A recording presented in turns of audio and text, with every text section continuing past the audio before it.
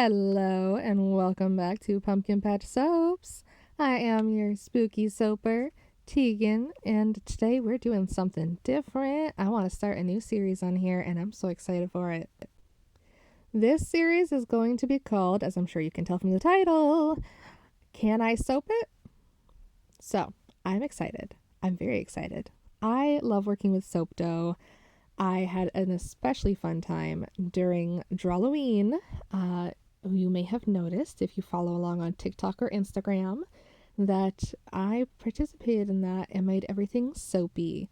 So all sorts of soap dough creations came from that month and I had so much fun. I also use soap dough on top of a lot of my soaps because I like to add a little flair. But these will not be going on top of anything. These are just going to be by themselves, just for fun. How this is going to work is each week I am going to pick a new comment from someone and turn it into a soap. So I have these fun little browns here. We're going to mix in and turn this orange slightly darker, like a brownie orange. I don't want it dark, just a little, something to it. Because today we are making dumplings. And to start off, we have to have a basket for the dumpling, right? Can't just have a dumpling without a home for it. So these are the two browns I'll be using. We have a light coppery brown that I'm setting aside. We will use that for the dumpling shade. And we have a darker brown here that I'm going to mix in with my little brush, just to make sure that it's very little. I do not want too much. You could very easily overdo it here. It would end up in a big mess, and I don't want that. So the simple way is to just fold it over and over and over again, squishing all the while until it eventually is blended in. Now, you could just make a light brown soap dough, but I did not. So we are going to speed this on up because it's just me kneading at this point. It's not fun. So the reason I chose dumplings for this first one here, though you might be wondering, is because I love dumplings. And you should be able here, when you pull it apart at the end, you won't even see the color. That's when you know it's blended in fully. So me being the dumpling lover I am, of course, had to do this. And I saw on TikTok a fun little thing which made me think, wow, I could do that. They always pose these questions, and more often than not, I choose not to bother with those because it's just really generic. I like coming up with more creative content than that. But I have had this conversation with so many people. The question was, if you could eat one food for the rest of your life, what would it be? I have the same answer every single time. I don't know how long I have because I can't remember back that far. But I have had the same conversation with my son, my friends, exes when I was dating them. And it's always the same. And it's dumplings. And do you know why? I feel that dumplings are the most versatile food. They are, one, delicious. And two, you can have a variety then. If you say spaghetti and meatballs, you're stuck with spaghetti and meatballs for the rest of your life, and there's not really a whole lot of variations you can do with that. However, dumplings, there's shumai, there's gyoza, there's xiaolongbao, there's so many different things. You can make steamed buns. There's just a million different types of dumplings you can have, and you can fill them with anything you want. You could even make a sweet dumpling if you were in the mood for a dessert. So I just love it so much. So I'm sorry, but dumplings rule the world, and you cannot convince me otherwise. I will always, always choose dumplings for that answer. Now, while we are shaping out this little bowl, you might notice it's getting hard to push that bottom in. It's really crackly and like mushy in the bottom.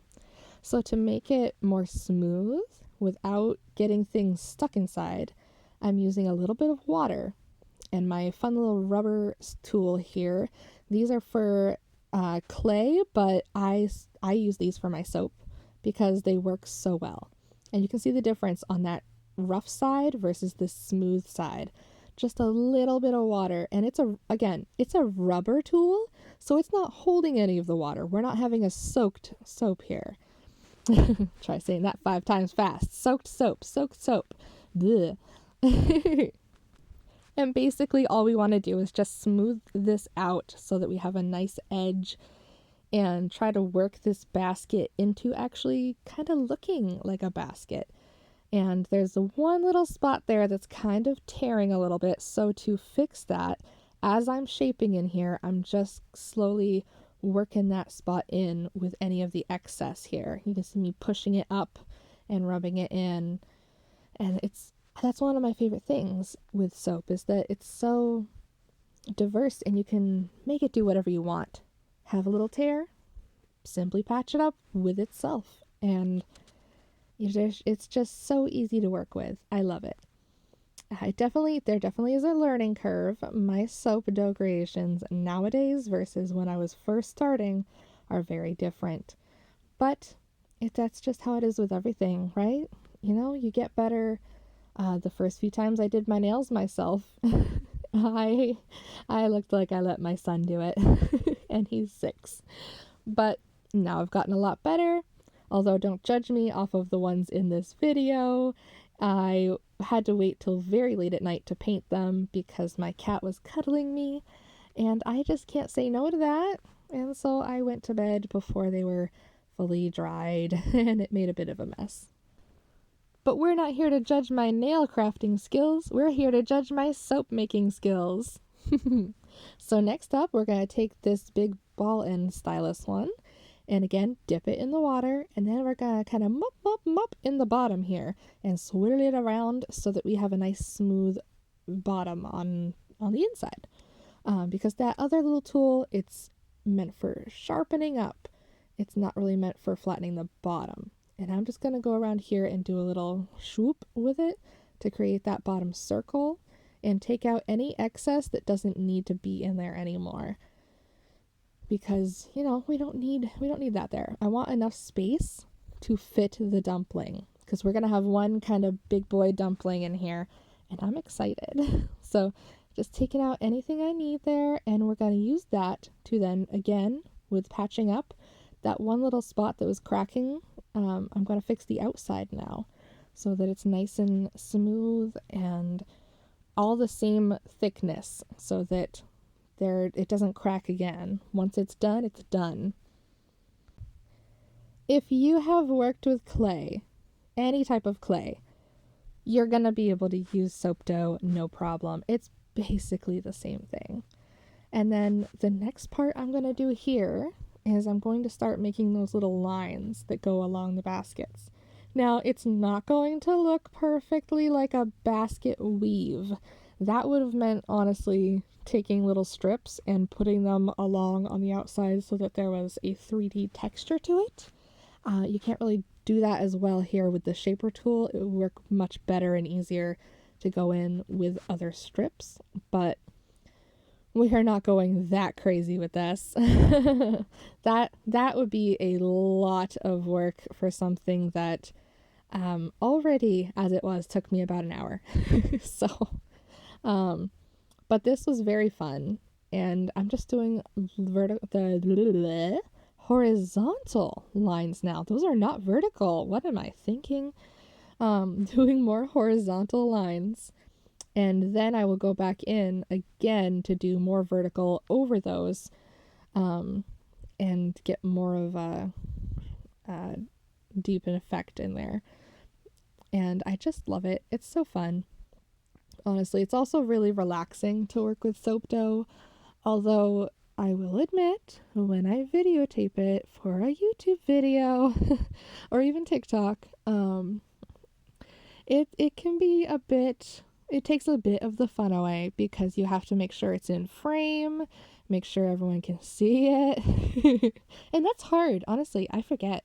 And so often in a lot of my other videos, you can see I'll have something out of frame for like 5 minutes and I'm like, oh, whoops, there it is.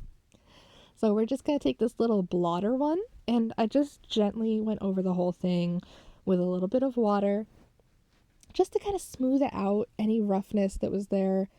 And then I'm going to take this little sharp rubber one again, and we're going to do some lines inside. They don't have to be perfect because they're going to be underneath the dumpling. And then I'm going to do some swoopies up. I just want a lot of texture and detail here. But like I said, we're not going to spend too much time making it absolutely perfect. But I do want all the details. I don't want it to look like we, neglected to do things. This is my favorite food. We cannot skimp here. Now, speaking of, this leads us to the next part. Every basket needs a cover. You have to cover the basket so that the dumpling can steam. Now, I am going to take off just a little plop so that we have a handle on top, because again, you have to be able to remove the cover, right? So I'm just, doing real technical work here with making a ball and smushing it in my hand. And then testing it every so often here to make sure that it fits the top of the basket. But again, we are not striving for perfection. We're just making sure it barely fits. I want it to just kind of plop there. And so now that I have a shape I'm happy with, we are going to shape up the top piece and use that on the cover for the little handle.